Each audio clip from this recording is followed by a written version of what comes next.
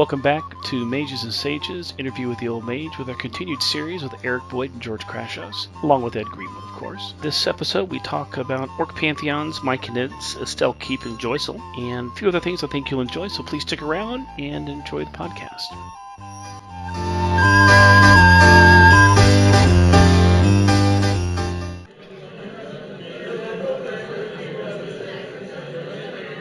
Okay, I want to welcome everybody back to Mages and Sages, and we are here with the old mage himself again, Ed Greenwood. Say hi, Ed. Hi, Ed. There you go. Thank you, Gracie. And Eric Boyd and Curry Russell, my cohort in crime here, and George Crashos is off buying his wife some nail polish, I think. So, and he'll be back soon. Wine-colored nail polish. Wine-colored, and it comes in a bottle that's about 18 inches tall. Exactly. But before we get started, I don't know if everybody knows this or not, but our one and only Spike Murphy did get married. Congratulations! Congratulations to Spike. Absolutely. I want to say a little shout out to Spike and his wife. Sir Spike of the Murphy and his lady. And his lady Rachel. So I don't know if she kept her last name. I'm sure her name was Rachel Rose. So I don't know if Rose is her last name or part of her first. But congratulations, Spike and Rachel. We do hope you both continue to enjoy the realms in the holy blisses of matrimony. Maybe you could start your own kingdom somewhere. There's a lot of empty space until you get to 3rd edition.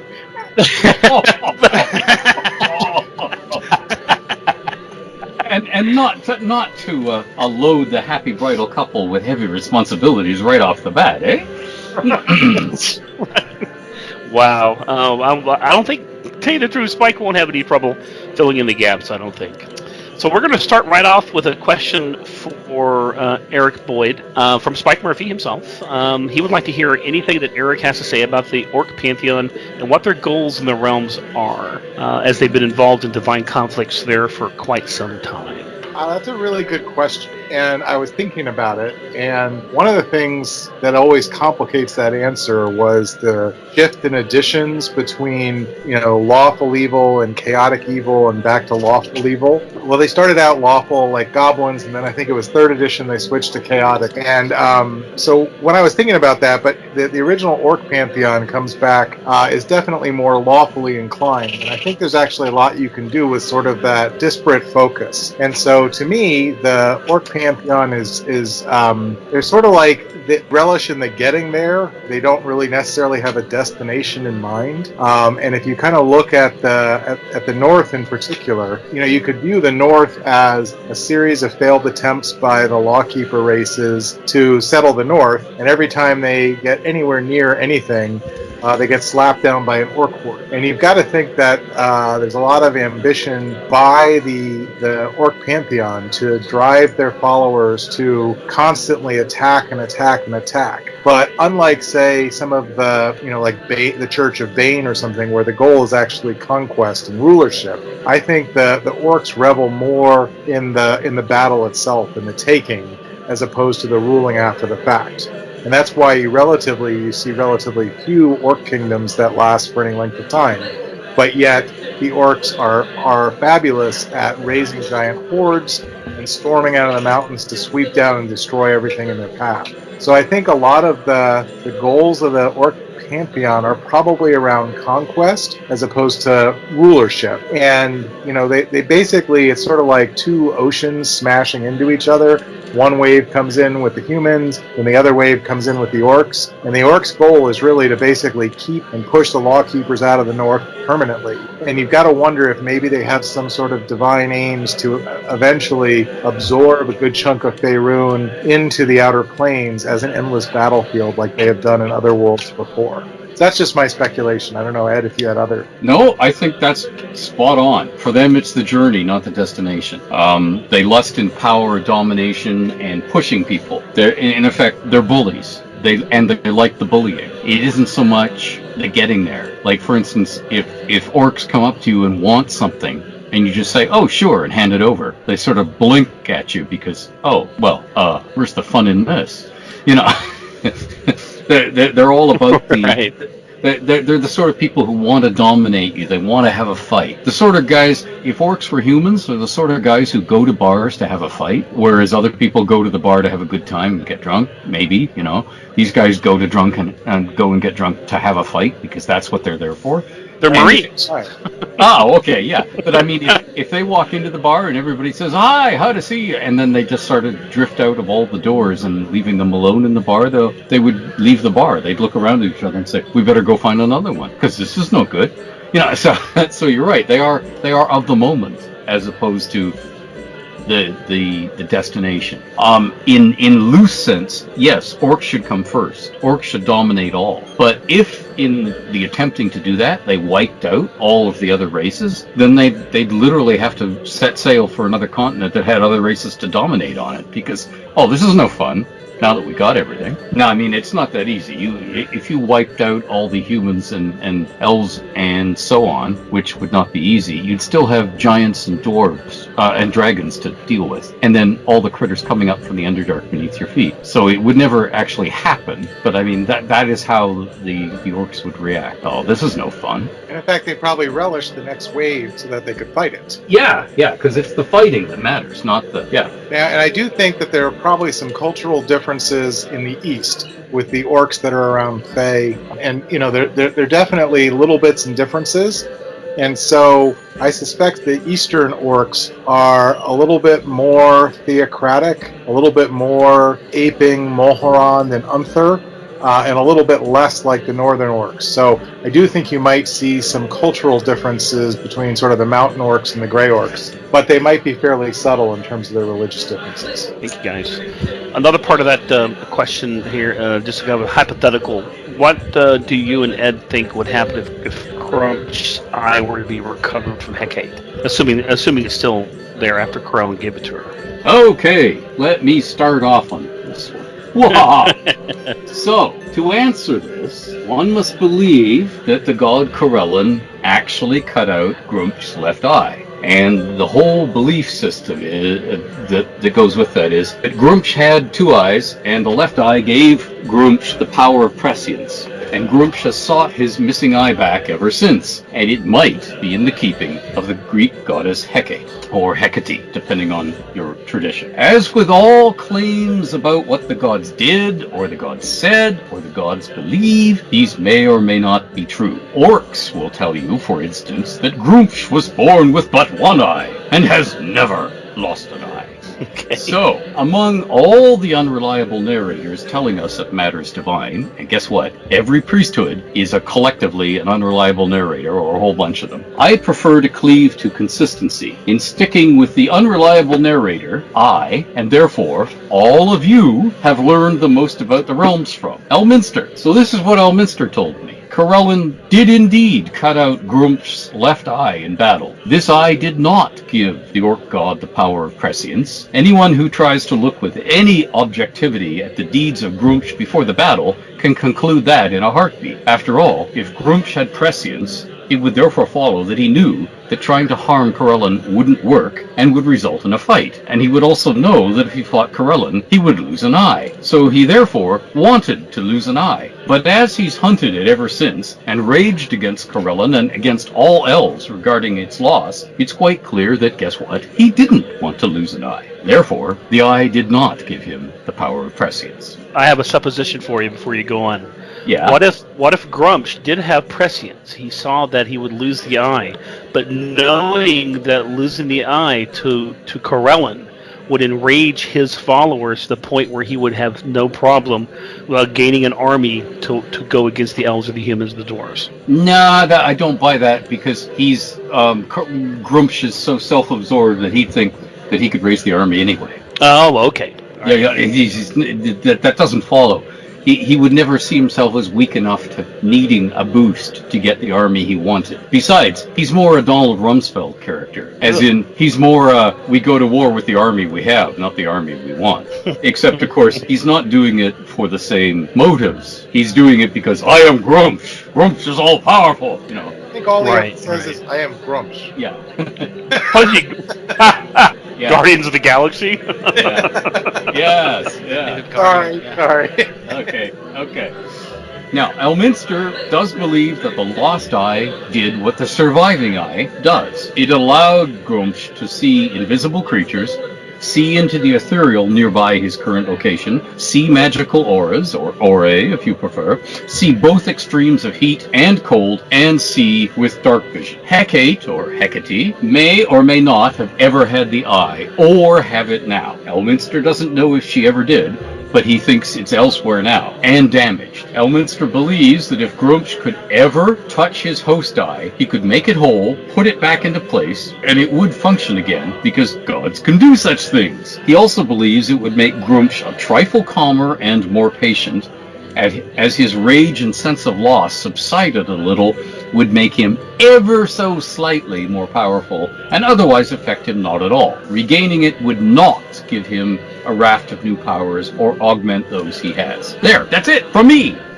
So getting his eye back would absolutely do nothing. Pretty much. Okay. I mean, it would settle him. It would make his day. Make his morning. Hey, I got my eye back. So he wouldn't be as furious to get it back because that's gone now. He's got it back. Now he can get even with all those.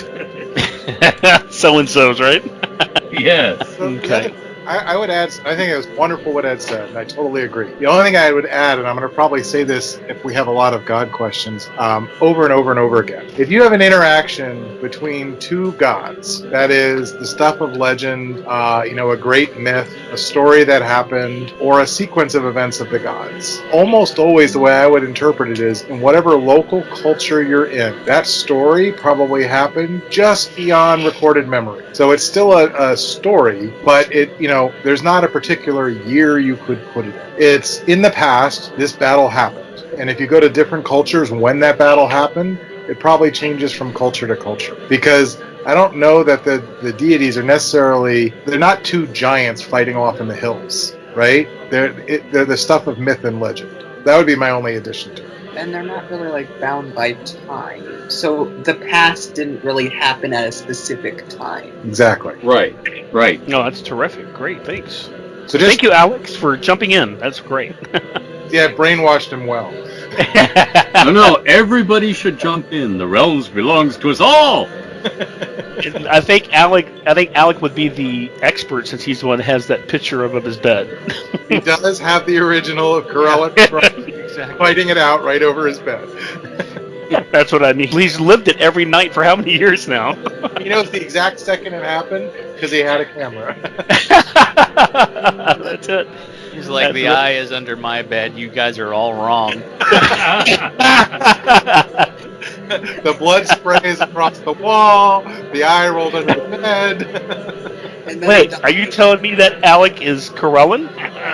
He's more like that third-party watcher, Oh, and then they ate the eye. Yeah, the dog ate it. That's it. That's it. That's terrific. So once it goes through the dog, see, I know how to play this game. True history of the Eye of Grumsh. Tangy. It's now the Eye of Fido. Oh, God. Okay, and one more from the Spikes, and then we're going to go on to somebody else. His wife, Rachel Rose, would like to hear anything Eric and Ed have to say, and you too, George. I know you mentioned the Myconids before. Have anything to say about the Myconids or other fungus people? How might they have been affected by events of the past century or so? And what might motivate them to become more active within Faerun? Take it away, boys. Just jump in. It depends on which century is the last century, right? Right. So, I would say, yeah, from 1275 to 1375, we could talk about that. I actually think, the Myconids were a really interesting race. I think I touched on them ever so briefly in Dritz-Warden's Guide to the Underdark way back in 2nd edition. They're sort of interesting in that they're not bad, right? They're misunderstood. Good aligned, or they're not like the Drow, the Dwergar, the Avalist, the Illithids, the Beholders, etc., which are all these evil races. Somehow living in the dark makes you evil.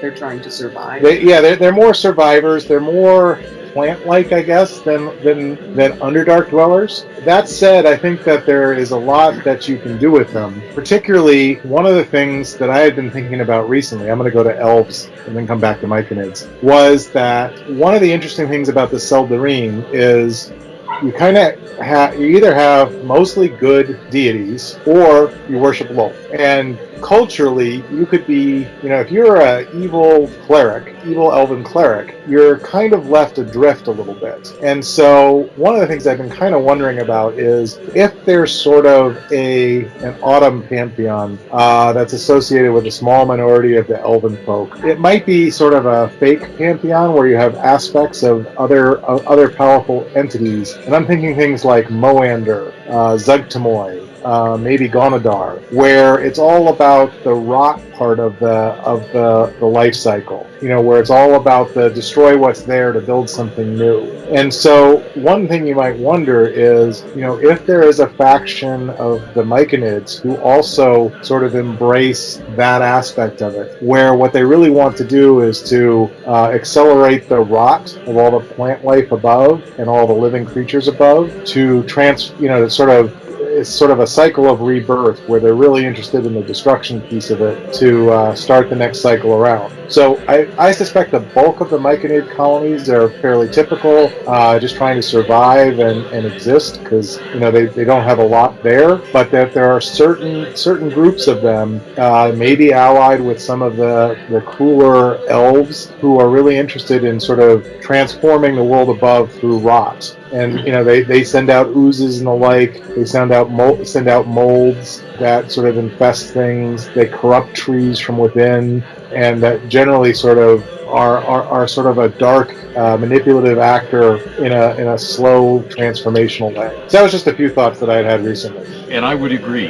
They are far quieter than most of the sentient races, and like elves, they always, by their very nature, take the longer view. They are all about the cycles of life and surviving and longevity and being at one with nature, and everything cycles, and far less about who's winning this week. That's probably more than I ever wrote on Myconids, but hopefully that helped. Sounds good. The only other aspect I might comment on is the fact that there is at least one mention of them having a relationship with one of your favourite creations, Eric, which is Aramikos, just under the High Forest. So it's interesting to think that Aramikos, which I've always thought might be an interloper entity from Abir, might be using Myconids for its own particular purpose. Might be its messengers, it might be its colonizers, it might be its way of expanding its influence through its agents. So if we have Aramikos as something, no one's quite sure what Aramikos is or why it exists and what it wants to do, but if we, for the purposes of our games, give Aramikos a purpose or have it as a player in our campaigns, I think the Myconids work as a great extension of Aramikos and its aims and desires. I think that's perfect, George, because as we all know, Aramikos is Canadian. No, seriously, actually it is. The reason I say that was when I was first writing about it, there were articles in the paper about this giant fungus that had been found under Canada. And it was the largest living life form on Earth, I think is what I remember. This was a long time ago.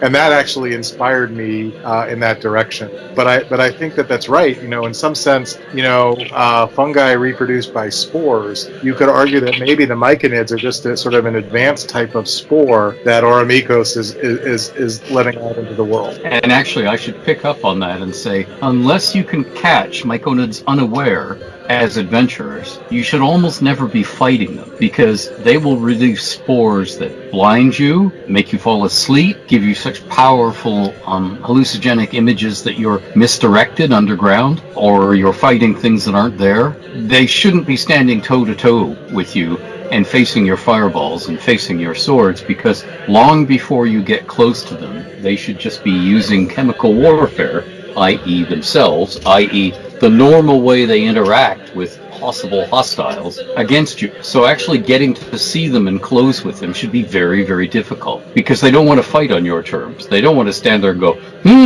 my spores are stronger than his armor, and I bet you I can withstand his sword as it plunges into me. They're not like that at all. They're like, oh, we'll just fill this huge part of the dungeon with these floating spores, and any humans who come into it will fall asleep. And then you will awaken half drained because the myconids have gone through your bloodstream and taken everything they wanted. Oh, and by the way, you're stark naked and have no weapons or gear because they thought it was better that you didn't have any of those things, and they figured they could use the metals. So off they all went. And here you are, somewhere you don't know where you are, where here is, and you're weak, and you're disoriented, and you're cold, and you're naked and alone. Have a nice day! Right. I thought that man. was called a Thursday night for Elminster. Ah, yes, well, no. Elminster aims to know whose bed he's in on Thursday night. Good to know. Yeah. Then there's that chapter. That's true. Yeah, yes, I was going to draw the veil of decency over that, such as it is. All right, guys. Let's try one from Travis Wagle. This is KSU Bond at Candlekeep. He's asking, in the Seven Sisters supplement under Dove Falconhand's entry, it mentions Estelkeep and one of its members, Joycel. Where is Estelkeep located, and is there any further information regarding it and the family who inhabits it? Anybody? I stumped you guys with that one. Oh no, Oh no. There's only one person in this conversation who can answer that question. I don't think we ever picked that up, Ed. So whatever you had in the original. His name is Ed. Yeah. Is His it? name is Ed. Yes. Okay, and well, here is the problem. Here it comes. Don't say it. Wait. Let me go get my bottle of bourbon. Yes. Remember those lovely letters, NDA? Yeah, I knew it was coming. Yeah. When I saw that, I thought, oh, here's another one. La la la la la. I will investigate what I can say, and then I will tackle this on a later podcast. So, Okay. I will merely say that Estelkeep cannot now be found on maps of the realms, because it's been subsumed into something that is on the maps. How's that? Okay, that's cool. Okay. Earlier locations that have become something else. That's one of my favourite things to find in the realms. So I'm excited to hear more about Estelkeep. Yeah, me too. Okay, so on the list, which will take several lifetimes of mine to get to the end of, I have made the notation on the list. Right, next question. It's in our deck of many things. Okay, we'll move on to the next one. Gareth Garfoot wants to know what lore can be revealed about Valth, apprentice to the Mask, the author of the books of Valth, and how Andrathath's mask ended up with Marune. Well, I can answer the second part of that. Well, Eric answered it a long while back when he wrote the Waterdeep City of Splendors source book, but the answer is there. George, so you go first. Yeah, I got there before you. I was looking at it. And this is very interesting for our current work, Eric, and something that we might have to have a bit of a play with, because I'd forgotten this reference. There's so many that you sneak in. It's hard to keep track of them all. But in City of Splendors Waterdeep, in the write-up of Marion the Masked, the Archwizard of the Shadow Thieves of Waterdeep, it specifically says that he found the mask in the Lost Peaks, which are in the High Forest, in a long-forgotten ruined tower. Now, we know that from Ed's novels and Stephen's Cormanthea source book that Andrathath's mask, which was prime player in Elminster and Myth-Drannor, was formerly owned by Skyrim Archmage. I think it's Lombath, his name was, and his attempt to seize power in what was very quickly to become Myth-Drannor failed, and he lost the mask. And then Stephen picked up that reference in the Cormanthea source book and said that after Elminster had the mask for a short period, it was then given off to an elf, or typical Stephen, who put in brackets, or a half-elf, female, who is in the time of the source book, which is about 650 Dale reckoning, known as the Mask of the Seven Wizards of Myth-Drannor. Now we know that the Mask left Myth-Drannor, but we don't know what happened to her.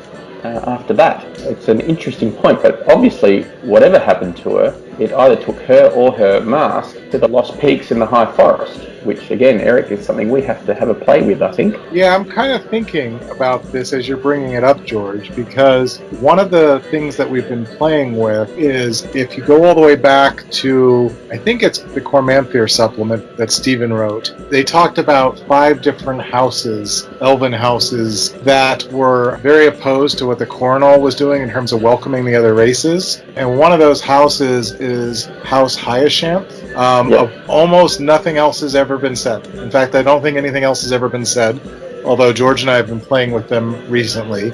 And by chance, they do have a tower in the Lost Peaks. And so I suspect there's something that ties the mask to their story, but I'm going to go figure it out after we have the podcast. It's interesting you say that when you mentioned a tower, Eric, because the Fall of Mithranor source book specifically states in 682 Dale Reckoning, the year of the Howling, that both Mentor and the Mask effectively disband the 7 wizards and leave Mithranor, and their departure is interesting because Mentor's stone tower just uproots itself and flies up in the sky heading north by northwest, which is kind of towards the High Forest-ish. Well, certainly the northwest part is. Yeah. So, who knows where that tower landed? Might have even been the Lost Peaks. We might have missed a reference if not for this question. Yes, so thank you so much. We'll get right on it. Glad we could help with your research. We just plan to have a little note put in there that the Mages and Sages podcast had a foot in this writing. Absolutely. That's right. I had a foot stuck in this door. That's right. That's right. George and I have been trying very, very hard not to miss a single reference to the High Forest ever. So it's good when we find one. Yeah, absolutely. Although the second or the first part of the question about Valth the Apprentice, I don't know much about that at all. I don't know. Maybe Ed can give us a little bit about Valth, because I think it's originally one of his creations, so I'm pretty clear. Yeah. There are so many NDAs here that I am like, I can't say a thing, I don't think. Besides, if I do say something, I interfere with whatever cool thing you guys are going to come up with. Seriously. So I'm thinking maybe I should just keep my mouth shut. I know it's hard, but... How about we put this in the parking lot to bring up again? Yes. Yeah. We're going to have a very long, detailed explanation of what it is. There's going to be so much drinking done. It actually, I think, is a real opportunity, because that reference to 682 Dale Reckoning says that the Master and Mentor left Mithranor with their last 4 students, who were all gnomes. And now, gnomes don't get enough love in Realms lore, unfortunately. So I'm thinking, a gnomish illusionist named Valth, perhaps? Anyway, we'll have a play and see what we can come up with. There are a fair number. I like that. There are a fair number of gnomes who do live in the High Forest. If you look at the 3rd edition campaign setting, I believe I always treat the population numbers with a great deal of suspicion, but I believe it said that there were approximately 25,000 sort of lawkeeper races living in the High Forest, and of that, I think 5,000 of them were forest gnomes. So there is a fairly large, forgotten, just as they like it, forest gnome sort of community, set of villages in the northeastern High Forest, and so there could very well be some ties in there as well that haven't been revealed. Dun dun dun. That's Yeah. good stuff. That is some of the best to be continueds I've heard. Good. All right, let's see what we've got here. We've got one from Lorenzo Trevi. He says, I'm fascinated by Arcturia of Undermountain. Do you have any tips on how a character like that can interact with a hypothetical group of adventurers? I read that she became a worm that walks after her first death, but in Dungeon of the Mad Mage, she is a lich. Has the body undergone a new transformation, or is it just a simplification of his statistics? So I think it's a her. Yeah. And if I remember correctly, I think I was the one who applied the Worm That Walks template to a half-A character, which was one of the most bizarre stat blocks I've ever written. But stat blocks are just stat blocks, and they change from edition to edition. I think the important thing is, what is the character? And for me, if I'm remembering correctly, she was a fairly chaotic, one might say insane, experimentalist. And so I don't think anything about her is ever fixed or true or predictable. And so if you saw her twice, I doubt she would have the same form. So while it may be a simplification of statistics, one could also argue it's just a different evolution of how she appears. The combination of her abilities and Hallister's lingering magics, I think, lead to a very chaotic and ever-changing nature. I don't know, does that match with your original conception, Ed? Yup, dead on. Yes, yeah. There is also another option. We know that Hallister loved his clone, and we know that he often cloned himself. But I suspect he might have cloned a lot of his apprentices as well. So the Arcturia that turns up in Dungeon of the Mad Mage that has become a lich might not be the same Arcturia that became a worm that walked. Dun dun dun. I actually wondered if that could be I was thinking about this on the drive to work today. I guess I have random thoughts. I was thinking about the fact that, Waterdavian noble families don't produce enough heirs for all the mischief that they get into, and wondering if there's any Waterdavian noble families, for instance, that either use clone spells or deep spawns, because if your son's kind of a troublemaker, his name's Alex, for example, and Harsh but fair. and he's low, he wanders off, gets into bar brawls, dies at the hand of a random orc. It would be really useful if you had lots of them. And so, you just kind of have a deep spawn, and you have the original. You probably keep him or her on ice, and then you could just, release the clones one by one, and they keep getting into trouble and dying, and then you get another one. Yeah, definitely a realistic scenario. So, send in the clones. I have often wondered if certain very troublesome nobles that keep showing up might be the result of a captive deep spawn in the basement of the noble house. And you do the same thing with Hallister's apprentices. I love it. Oh, fantastic. Okay, does that pretty much tangle up that whole Arcturia of Undermountain? I would say for now. For now? This butterfly wing, Okay. the worm that walks, it's a little bizarre. A little bizarre, just a little bit. Okay, let's move on to Will Race. He would like to know, he said he would love to know more about the 5e modern Lake of Steam, if you're able to answer it. Ankapur, the White City, Curry, King Pinch's descendants, and Alcazar. Any thoughts about the Land of the Lions area would be wonderful. Guys, I got this one. Fire away. Not just kidding. Go right ahead. He just wanted to say that. That's fantastic. I wanted to hear what he came up with. I'm all disappointed now. All right, Curry, you're not on the spot at all now. Yeah. It's all going to be about food. It's not going to go anywhere. Sorry. But that's life. Life is all about food. So one That's true. thing I will say is that the realm's history keeps changing and changing and changing again as various large events happen. And my feeling has always been that different regions have sort of a resilient culture that they seem to eventually spring back into. And so while Kalimshan could, for instance, fragment into multiple city-states and or be overrun by something, at the end of the if you look back with the perspective of multiple centuries, most of the time it's probably a loosely allied empire with a lot of infighting and genies around, and so it kind of snaps back to that original culture. For the Lake of Steam, which is different from Kalimshan, I think the natural culture there is isolated city-states that come and go. It is in the Land of Lions. There's quite possibly been at various times various cities that have been sacked and ruined, and then they tend to be refounded in roughly the same spot on the ruins of the old one, and you're never going to see some giant, long-lasting empire in the Lake of Steam. It's always going to be fragmented city-states. And so I think depending on which historical period you're looking at, obviously the details are going to vary.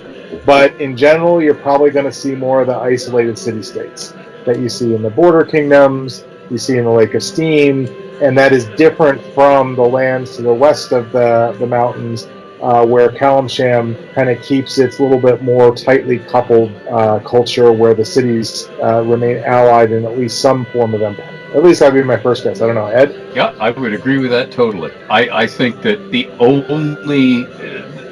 the presence of Kalimshan keeps anybody else from moving in and taking over in a lasting way, and therefore the city-states can remain as city-states unconquered, because although Kalimshan doesn't succeed very well at conquering them themselves, their proximity and the fact that they will react if somebody else tries to, or if somebody tried to weld them all together. So they're no longer a bunch of city-states, they're now something that could threaten Kalimshan or talk back to Kalimshan. Forget it. We'll do what we please from now on. They would then react against that. So that would be my take on it. So I agree.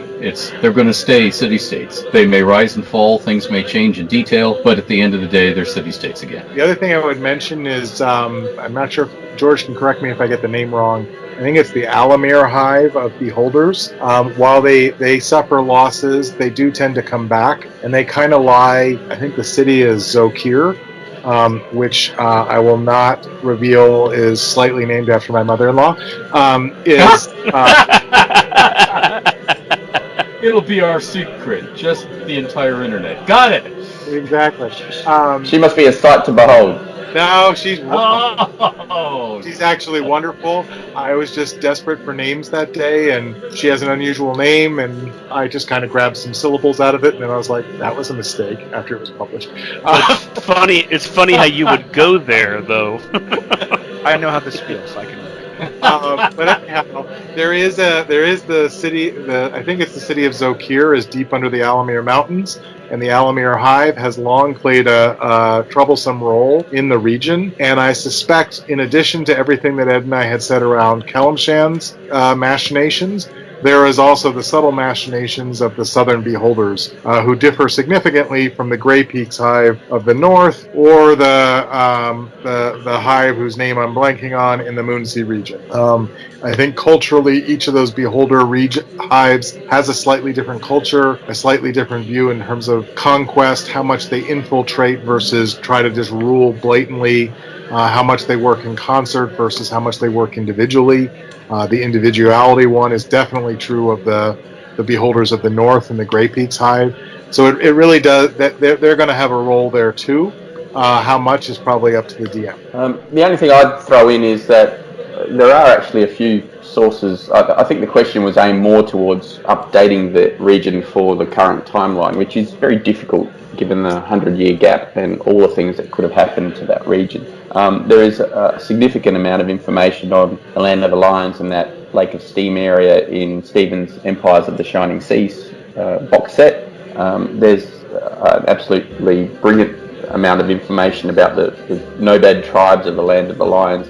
And I wouldn't have thought that their situation would have changed very much. Their chieftains, etc., would be different, obviously, but the way they operate in their ancestral areas where they move to from season to season wouldn't be very much different. El Khazar, which was mentioned in the question, is one of the few places in the 4th edition campaign sourcebook to get a pretty significant write-up. It's got quite a bit of information, and that seems to be updated considerably. So that would be a fair base to extrapolate what might have occurred in the 5th edition realms, which isn't that far removed from the 4th edition realms in terms of the timeline. So going back to what Ed and Eric said, yes, it's small city-states vying for trade, vying for position in relation to each other. Militarily, they wouldn't be necessarily strong. They'd probably use mercenaries out of the Vilhon Reach if they had any beef with their neighbours. But on the whole, I think trade is the lifeblood of that area, especially given the border kingdom's proximity and the other, Kalimshan being just to the west. We know that in 4th edition, Kalimshan had a Genasi group of overlords. They seem to have gone away with the Sundering. So it might be that there is significant instability in Kalimshan at the moment. We don't know because the 5th edition realms hasn't visited Kalimshan. It's jumped right past and gone to Chult of all things. But I think that the re-establishment of human rule in Kalimshan would be something that would probably see a lot of people leaving the city-states of the Lake of Steam cities for opportunities in Kalimshan, because Kalimshan has always been a very powerful, rich region and nation. So I think there's lots of opportunities and quite a bit of information that people can build on to work out what's going on in that area for the 5th edition. One other thought that comes to mind is, I believe it's roughly in the area. There was a reference in the 2nd edition Shadowdale module, which is part of the Time of Troubles, a really obscure reference to a snake god Varae, Varae. And if I remember correctly, there are it has some ties to sort of the expansionistic aspect of the Yuan-Ti coming up from the jungles of Chult and the Mare jungles. And the other thing is, in Serpent Kingdoms, which was set, I think, circa 1375, there was some discussion about how certain events had caused the Saruk of that peninsula to start waking up a little bit, and jolting the Yuan-Ti out of their somnolence. So it is quite possible that certain snake cults have, over time, grown a little bit stronger in the region of the Lake of Steam and the Land of Lions. And that might be something that a DM could play with a little bit as well. And these might be mostly human cults, but with just a touch of snake blood in them. Yeah, and that Vere was aiming to get into places of human trade and money. So Sembia was a big one, okay? But yes, the Lake of Steam city-states would be another big one. Much smaller amounts of money, but access to another coast and all the trading going on there. Because one of the things that they wanted to do was conceal who they were. Not tip their hand among the humans, so that you wouldn't have a whole bunch of humans going, there are snake people everywhere, watch yourself. They didn't want that to happen. So they could be over in Obel.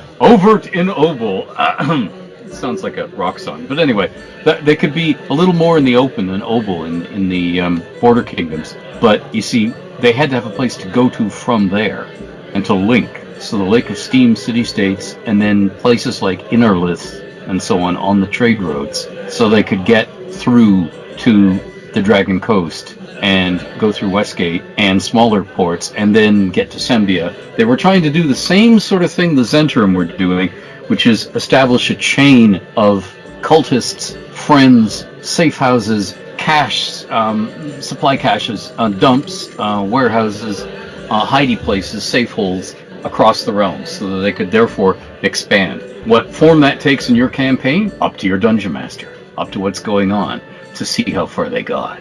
That is a great answer. Anything else, George, from you? No, I'm done for that one. Like I said, it takes a bit of extrapolation, so it's difficult to, on the fly, or even with a little bit of research time, to come up with a whole new framework for a region 120 or so years later from the last time there was any information on it. But as I said, Empires of the Shining Sea has a sensational platform for anyone to build on if they want to update it. It wouldn't be particularly difficult. Mm-hmm. Right. Okay, let's move on to Dwayne Stukerjurgen. I hope that's his real name. He wants to know if Ed, Eric, or George can expand on the Bertacci, Beatith, or the Time of the Dragon Kingdoms. Eric, I just want us to answer yes, and then move on to the next question. Wait, I want to read 75 pages of Realm Floor that I wrote on that. Not kidding. Well, can you give us an overview, possibly, or? I could give a hint. Give a hint. So, there you go. The stronghold of the Beatith includes most dungeons are named for the dungeon. There's a unique dungeon that's named after the most famous room, in the dungeon, in the north, in the High Forest, under the Grandfather Tree. And we normally call it the Hall of Mists. And it was first detailed back in the first edition. But that single room, the Hall of Mists, is just one of about, I think, 13 rooms in the stronghold of the Beatith. And what's really interesting about that site is from the very beginning, it was revealed that there might possibly be some Nether Scrolls there. And later lore revealed sort of much of in the Netheril box set revealed much of where the Nether Scrolls went. They didn't say how they got to the Netherese, but the Netherese really did acquire them, although the circumstances were a little obscure. And then they were spread further. I believe Cormanthier talked about one set of them being transformed into a golden tree. And I believe I think it was the Anarok module near the end of 3rd edition talked about it a little bit as well and what happened after that. But the Nether Scrolls were also scattered around in various different locales. We know from the 1st edition Lords of Darkness, there's at least 2 in the crypt of what we now know to be a Saruk Lich of Istastefel. I never pronounced that one correct. And I think his name was Histak or something like that. I'm going from memory, so I can't pronounce some of these things that are almost unpronounceable to the human tongue anyway.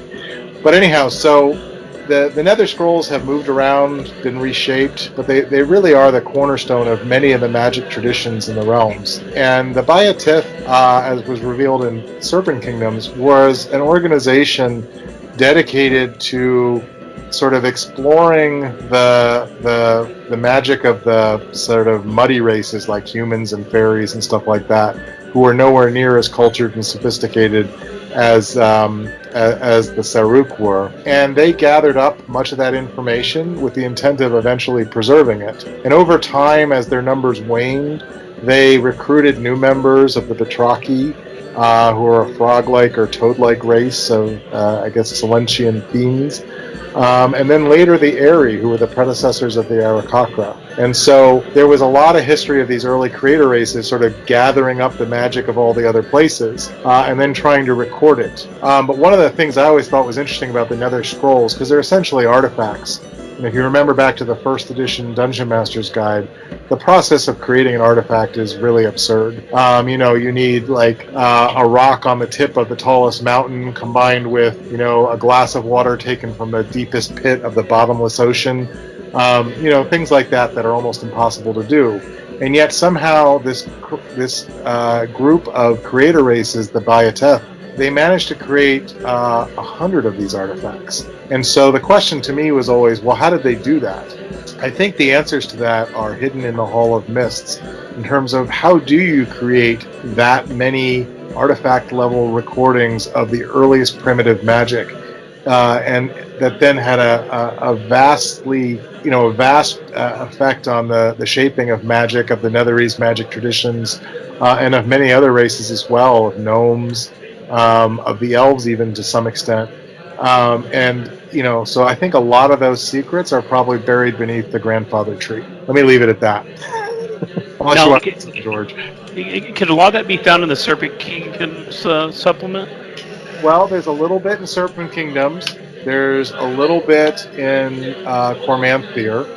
There's some in the Netheril box set. There is some in Lords of Darkness from the 1st edition one. I think it was REF 5. The lore around the Nether Scrolls is scattered here and there. In one of my Mintifer's chapbooks, I revealed that a couple scrolls were still buried amidst the ruins of Myth Glorok, which is a lesser-known ruin near Hellgate Keep that was occupied by House Lardragath's army for a time. Although Lady Saria never seemed to acquire them, so they might still be there or they might be missing. They're the kind of thing that Clan Maroom, the Blue Dragons of the Nether Mountains, might have gone after as well. So these are really transformational artifacts, and they have culture-changing impacts. So they should not be used lightly in your campaign. If they do show up in your campaign, they are going to be the target of ungodly numbers of different organizations and races and beings who want them for their own purposes. But they do make for sort of a campaign-long sort of quest that can really reshape the DM's world. But many of those secrets, if you can find the grandfather tree, are hidden therein. And the grandfather tree itself, you would think it would be easy to find. It towers above all the other trees in the high forest. And yet, creatures like the Anis, a type of hag named Tanta Hagara, searched for it for decades without success. So there are clearly some magic surrounding the grandfather tree, which is the last living Arakor, which is a form of Elder Treant, that allow it to somehow be, even though it towers over the high forest, that certain creatures can't find it no matter how hard they look, and yet others, like the Tree Ghost tribe of Uthgardt barbarians, can find it without much difficulty these days, and go there regularly to venerate. So there's clearly an awful lot of unusual things happening in that region that date all the way back to the original Savage Frontier supplement from first edition. And the only thing I'll add to that is the Baatith, which were the creator race, effectively secret society that formed to collate and protect and further magic, basically. They were just clustered in the high forest. They were everywhere. They had citadels in far off Fae, and also in the Trackless Sea and other places all around Faerun, because they kind of existed in the fringes of the great creator race empires, doing their thing in the shadows, making sure that there was no lost lore, no lost information relating to the art and spell weaving and all of those important things, because as we know, that magic is the lifeblood of the Forgotten Realms, and if any of that is to be lost, it's a tragedy. And that was effectively what the Baatith did. They initially went on this project to protect all of that magic and lore, to preserve the art and make sure that there was nothing that was lost due to the falls of empires and civilizations. So you can find Baatith strongholds all over Faerun.